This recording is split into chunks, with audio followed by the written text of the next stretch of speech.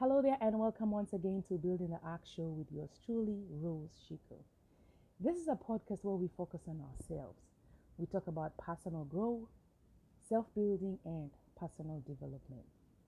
Building the Ark is about hope, encouragement, transformation, and living life to the fullest with purpose and intention.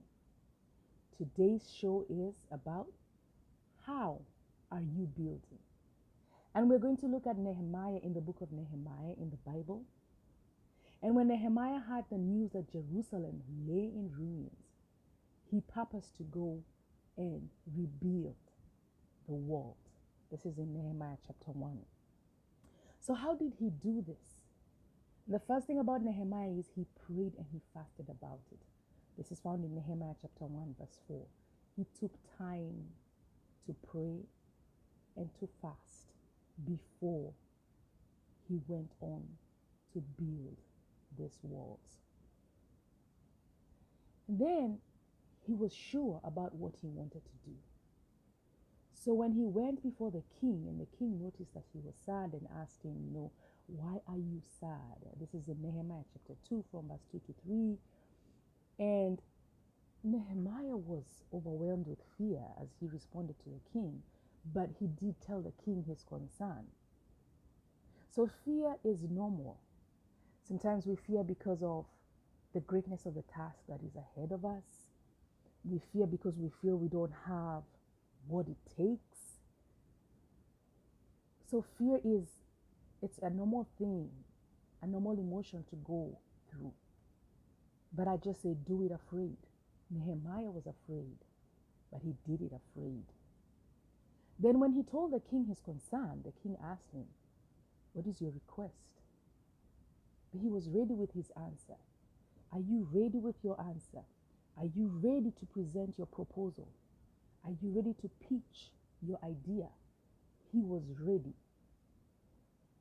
And then in Nehemiah 2:6, the king asked, how long will it take? And Nehemiah gave a definite time frame. So put a time frame in place. How long is it going to take to build what you're building? This man had a plan of action. So what he did, he asked the king for all the letters needed so that he can give the governors to allow him to pass through the different cities that he was going to go through. And then he also asked for another letter to request for timber. This is in Nehemiah chapter 2 verse 7 to 8. He had a plan of action in place. And then he began to execute the plan. He left for Jerusalem.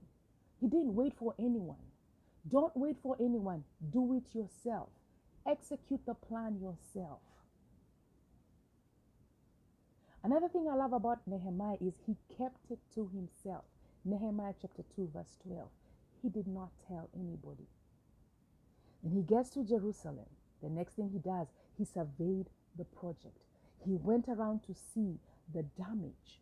This is in Nehemiah chapter 2 verse 13 to 15. And then even after surveying the project and inspecting the project, he did not tell anyone. This is in Nehemiah chapter 2 verse 16. This man had very calculated moves. And still, even at that point, he did not speak about it. Sometimes we speak too soon. We tell people our vision and our dreams and what we are building too soon. Don't speak too soon. Be like Nehemiah. Go survey the project, See what you have to do before you start speaking it out. Because you could speak it out to the wrong people that may destroy your vision and your dream. Then he took his people and he sold this vision to them. He told them, let us rebuild these walls so that we are not in disgrace. This is in Nehemiah chapter 2 verse 17 to 18. He told them the why. This is why we are building. He also let them know that the king had approved. So if you have a team with you, people working with you, help them understand the why. Why are we doing this? Help them understand the purpose. Then we look at what else happened. He began building. But building was not easy for him. So building sometimes is not easy. And he faced objections from two people called Sanballat and Tobias. They mocked him, they despised him. This is in Nehemiah chapter 2, verse 19. But then in verse 20, Nehemiah responds, the God of the heavens is the one who will grant us success. We, his servants, will start building, but you have no share, right, or historic claim in Jerusalem. So he stood and said, you can mock me as much as you want, but I'm going to do this. So they kept building. But Sanballat and Tobias did not stop mocking him.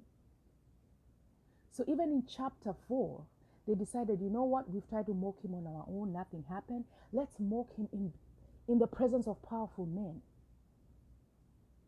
But what did Nehemiah do? He remained prayerful and focused. This is in Nehemiah chapter 4, verse 4 to 6. He said, it doesn't matter who you go to and mock us in front, of people, powerful men. We really do not care. We have a purpose here. We have a why. We are going to build.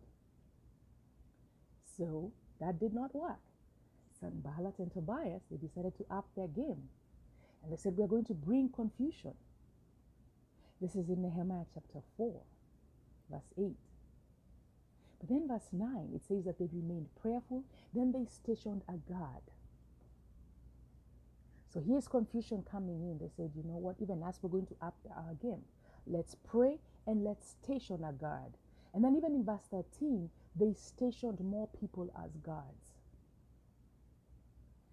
So Sanballat and Tobias decided, okay, that did not work. Let's devise a plan to meet him so that we can harm him. This is in Nehemiah chapter 6. And I love Nehemiah's response in verse 3. He said, I'm doing important work and cannot come down. Why should I stop to come and meet you?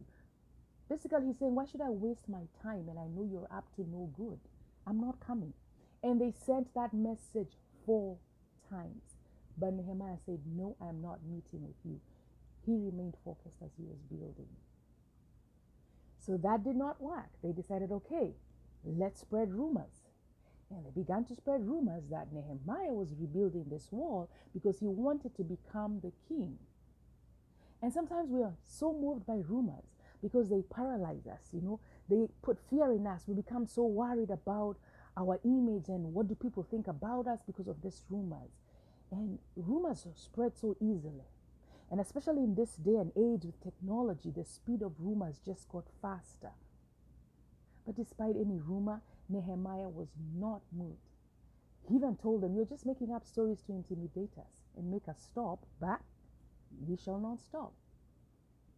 So Sanballat and Tobias decided, okay, now let's use somebody else because he's not responding to us. So they found a man called Shemaiah and they devised a plan. Shemaiah was supposed to convince Nehemiah that his life was in danger and they should meet at the temple and hide there. This is in Nehemiah chapter 6, verse 10 to 14. But Nehemiah was adamant and he said, no, I'm not going to go and hide in the temple with you. So despite the plans of Sanballat and Tobias, he kept building. The other thing I love about Nehemiah as he was building, he sought the welfare of the people. In chapter 5, there was complaining that people are saying we're being exploited by the governors with high tax interest rate. We're losing our fields, our homes. We cannot farm, and if we cannot farm, then we cannot get grains. So Nehemiah spoke to the governors and the priests, and he asked them to stop charging these high interest rates. He told them, please return the fields and the houses to the people. So sometimes even when you are building, it's not just about you, but it is also about other people. And finally, in 52 days, Nehemiah completed the wall. This is in Nehemiah chapter 6, verse 15 to 16.